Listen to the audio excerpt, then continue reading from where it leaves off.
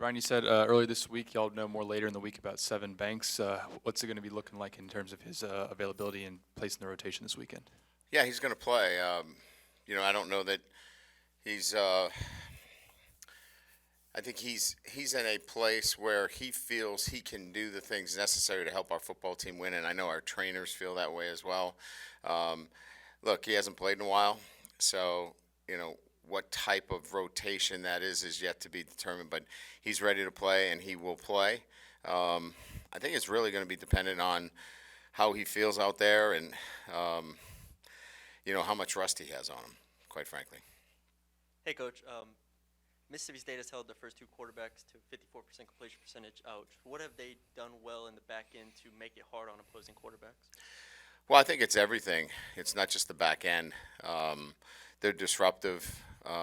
Coach Arnett does a really good job with his system. They've got good players and they've got veteran players that know their system very well. They mix things up. They confuse the quarterback. That they're a really good defense, and they've proven that. Statistically, you can see that. So, good players up front, mix things up, confuse the quarterback. And again, I think the system itself really puts their kids in a really good position to succeed. Hey, Coach, another cornerback question here for you. Yeah. So with Colby Richardson, I saw he got a little bit banged up last week against Southern. What's sort of the status with him heading into this game? Yeah, he had a mild thigh contusion, but he practiced all week, so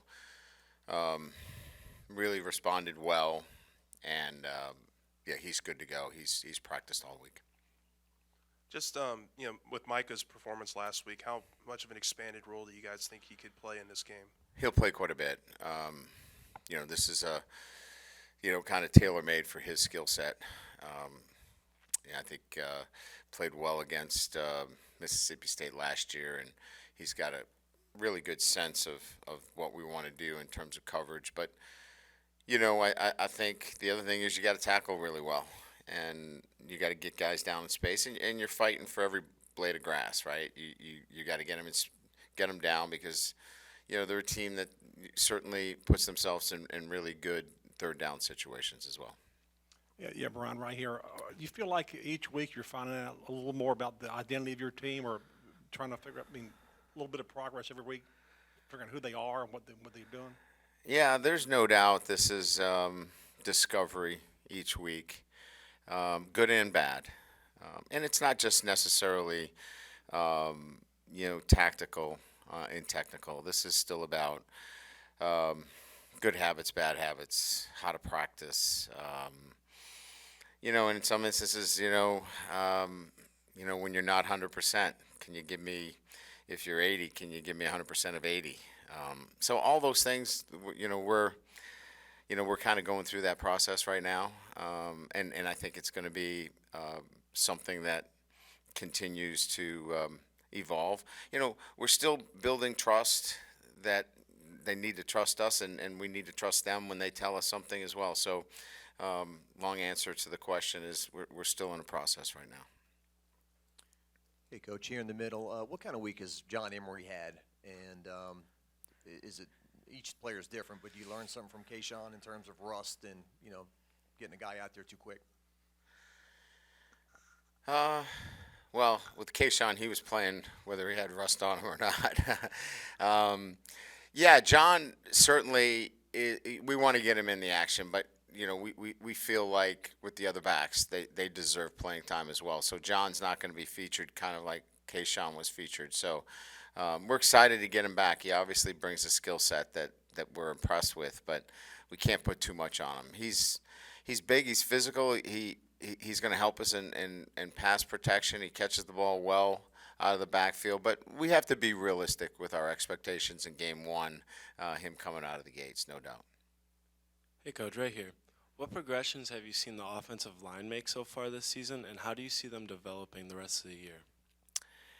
Yeah, I think there's been better communication up front. When we had a very inexperienced center that we were trying to really force in a very short window into that position with Garrett, and he gave us everything he could, but we needed to make a change there to gain a little bit more experience, and Turner's done a really nice job there. So we've gained a lot of what we would consider real good communication, along the front five there. But I think they just need time together. You still have a group of guys where we're gonna have new guys playing each and every week, and they're rotating in. So it's a process right now that they're just going to need to spend more time together. Coach here on the right, what's kind of the expectations over the coming weeks and months for a guy like Sage Ryan, who's starting to play a lot more football as a sophomore? And where's Quincy Wiggins at? He's kind of seems to be moving further along with his rehab. Yeah, so Sage, has been playing more. I just think consistency and performance for him each and every week is going to gain him some more playing time. He's showing up, in practice with consistent performances. So it's, he's got to unseat, Brooks, Ward. There's talented guys. Foucher's coming back in another week or so. So it's a deep group back there. So elevating his performance is what he has to do during the week of practice, and he's doing it. And so I think you'll see more of him. He's got to be involved in every special teams as well. But we like what he's doing. As you know, he's coming off a Liz Frank sprain, Quincy, that is. We're going to get him involved in some special teams this week. I wouldn't say he's 100%. He's probably, somewhere 80, 85%, but he's going to play this week and help us in some special teams. And I think by next week he should be close to 100%. Brian, with Xavier Hill, is it right that he could play this week? He is eligible to play this week. That's correct. So he'll be in the rotation. Well, how he'll does he be in kinda the fit into depth. He'll things? be in the depth. I'm not saying and committing that he'll be playing for us, but he's in our depth. That's correct. What position would he kind of slide in at? He's going to be working at one of the guard positions. Coach, I think you talked about this Monday, but when you're defending their offense, is the challenge if we drop too many back, then they hit us with a draw play, or they can run it for 5-10 yards? Is that kind of the challenge in trying to defend this offense? Everyone says air raid, but they can run it as well, right? Yeah, they run it effectively, and so if your edges are too soft and you're just in a 3-man look, and if the numbers equal, if it's 5 for 5, they're 5 offensive linemen for your 5 guys.